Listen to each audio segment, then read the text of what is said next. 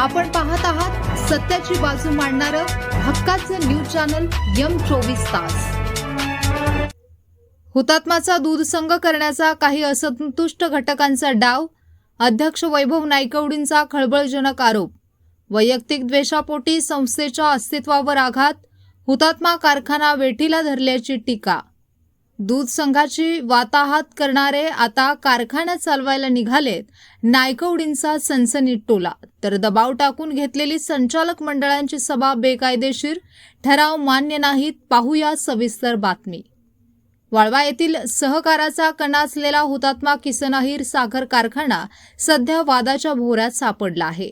कारखान्याचे अध्यक्ष वैभव नायकवडी यांनी आज एक आक्रमक पत्रकार परिषद घेत आंदोलकांवर गंभीर आरोप केले आहेत। काही असंतुष्ट घटक हुतात्मा साखर कारखान्याचा हुतात्मा दूध संघ बनवण्याचा प्रयत्न करत आहेत, असा थेट आरोप त्यांनी केला आहे।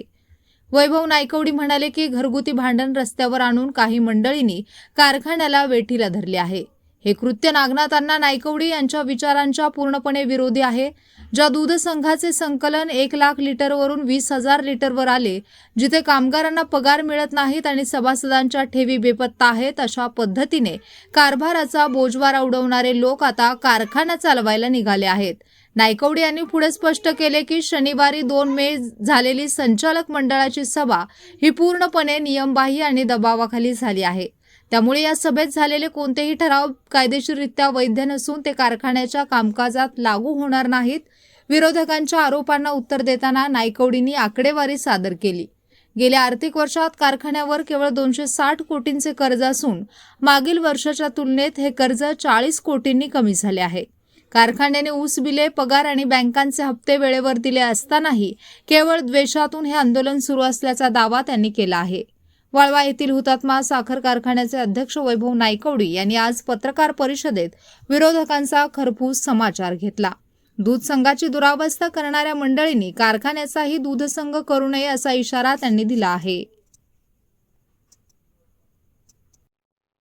पद्मभूषण डॉक्टर क्रांतीवीर नागनाथ अण्णा नायकवडी हुतात्मा किसन अहिर सहकारी साखर कारखान्याच्या संचालक मंडळाच्या सभेच्या संदर्भात आणि निर्णयाच्या संदर्भामध्ये काही वर्तमानपत्रांमधून बातमी प्रसिद्ध झालेली आहे। वास्तविक पाहता आंदोलनाच्या ठिकाणची सभाच बेकायदेशीर, नियमबाह्य आहे आणि त्यामुळे त्या ठिकाणचं केलेलं कामकाज हे नियमबाह्य आहे असं मी आपल्याला नमूद करतो।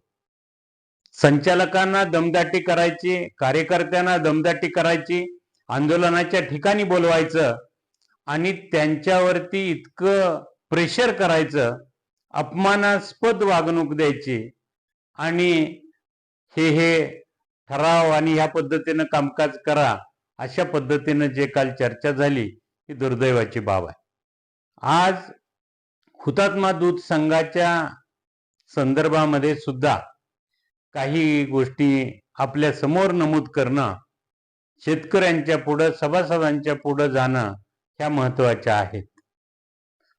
चतुर्णन मिश्रा केंद्रीय कृषी मंत्री असताना पद्मभूषण नागनाथ अण्णांच्या फोनवरून त्यावेळचे देशाचे संरक्षण मंत्री सन्माननीय मुलायमसिंगजी यादव हे स्वतः आमच्या बरोबर चतुर्णन मिश्रा साहेबांच्याकडे आले आणि हुतात्मा दूध संघाचं रजिस्ट्रेशन झालं। दूध संघाच्या रजिस्ट्रेशन नंतर जवळपास लाखापेक्षा जास्त दुधाचं दैनिक संकलन केलं जात होतं, जे आज 20,000 लिटर पर्यंत आलेलं आहे।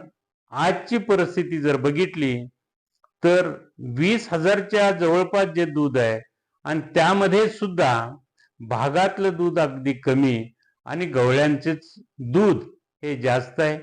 असं असलं तरी सुद्धा जे भागातले कर्मचारी आहेत त्यांचे 3-4 महिने पगार होत नाहीत आणि वाहतूकदारांची सुद्धा अवस्था ही त्याच पद्धतीची आहे।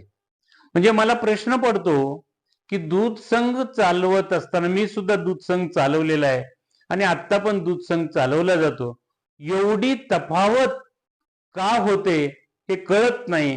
मी हुतात्मा दूध संघाचं कामकाज बघत होतो त्यावेळेला नवीन दूध संस्थान रजिस्ट्रेशन करणं आणि दूध उत्पादकांना त्याच्या माध्यमातून सवलती देणं ह्या गोष्टी चालू होत्या.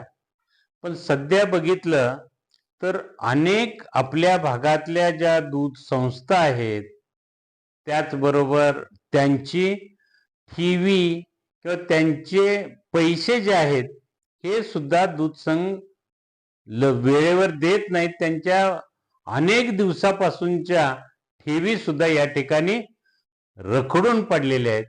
त्याचबरोबर घरातल्या तिन्ही माझ्या आणखी 2 भावा माझ्यासह तिघांच्या कुटुंबियांच्या नावावरती ज्या दूध संघात ठेवी ठेवलेल्या होत्या त्या ठेवी सुद्धा कुठे गेल्या याचा काही पत्ता नाही.